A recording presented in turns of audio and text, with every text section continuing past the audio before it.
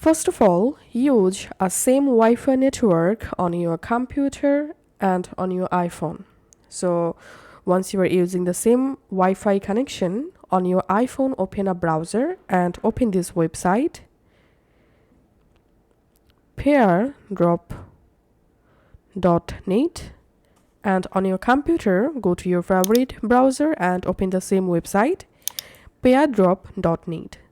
Once you are in this website, it may take some moments to connect your iPhone with your computer through this pairdrop system.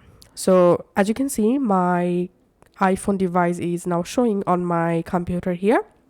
So I'm just clicking on this device icon, and now from your computer go ahead and browse the file or multiple files you want to send to your iPhone. So in my case, I'm going to selecting some random photos, for example these 3 photos, and clicking on open.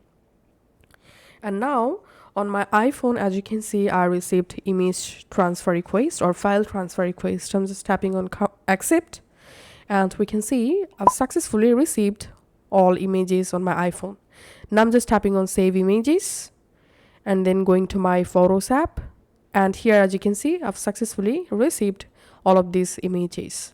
So that's how you can easily transfer MP3 file, MP4, zip file, any kind of documents or anything from your computer directly to your iPhone easily without any cable.